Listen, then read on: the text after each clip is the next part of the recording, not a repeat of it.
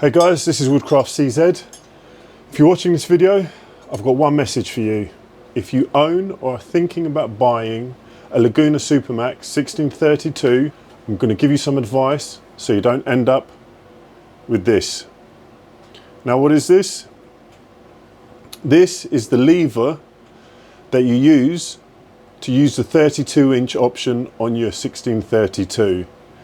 Now, when the drum sander ships, all the bolts and fasteners come tightened, which makes sense. It's apparently even written in the manual, which I neglected to read. So, when I'm using the 32-inch option and putting pressure on the lever, this happens. And I don't want this happening to you. So if you're like me, stubborn, unorganized, and often don't read the manual, let me save you the hassle.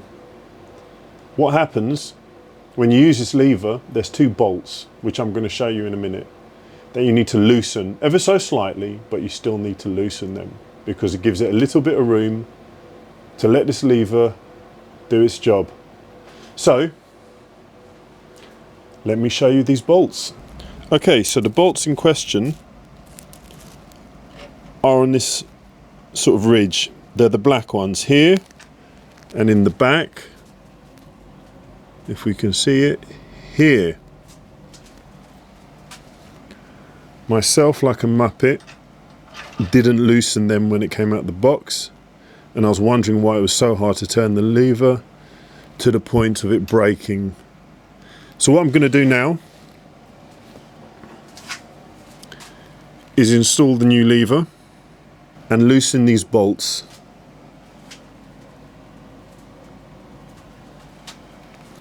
Okay, so first things first, make sure the machine is unplugged. Now we're going to take this lever, we're going to unscrew gently the grub screw that holds this lever onto the rod. For this, I'm just going to use a flathead. Gently unscrew. Place it somewhere I'm not going to lose it. And gently wedge off this lever. You can see, I mean, there's not much to the rod. I'm just going to put the flat side down and thread it through. Well, not thread it, but push it through so it pokes out on the other side. On the other side, I'm going to turn the machine around so we can see it. Okay, so now I'm just going to reattach this lever.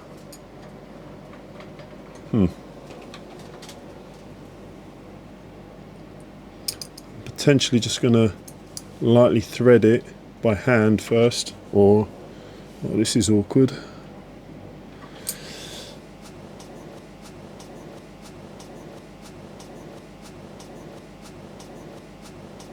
Oh my god, did I just lose the grub screw?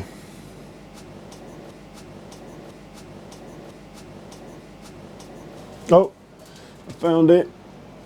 Okay, so placing a clamp on the other side.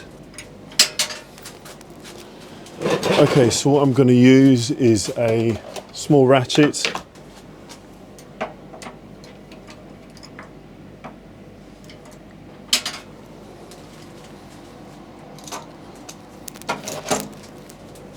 Sorry for the lack of talking, but I need my full concentration here before I mess something up again. We want to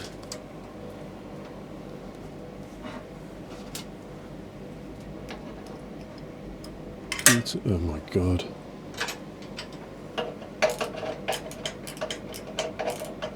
So I'm going to gently tighten it until I can find that biting point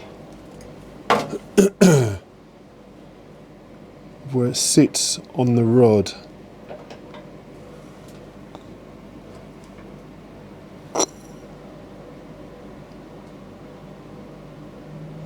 I think that's it.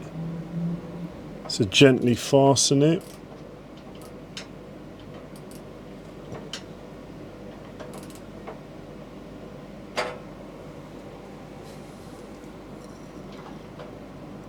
Okay,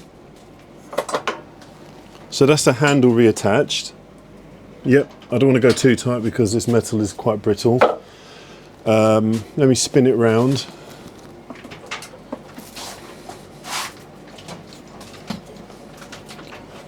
And just loosen these bolts. I'm going to find out what size they are in a second. It's the first bolt, which looks like a potential 5, number 5. I'm probably wrong. No.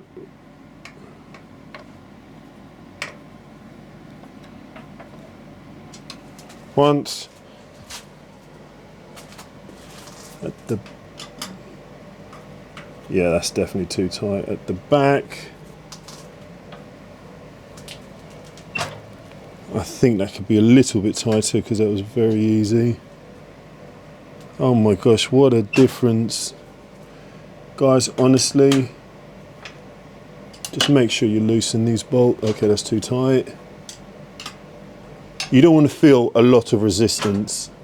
You just want to be able to, with one finger, gently push this up, and you should see it. It just raises it ever so slightly. And that's what you want. Whereas before, I was fighting with it. I'm just going to tighten that just a little bit. Yeah, that's perfect. You can see the washer gap just close when you do that. Amazing. I'm guessing I'm just looking for the sweet spot. And this feels like the sweet spot. Yeah, I'm super happy with that. What a difference that makes.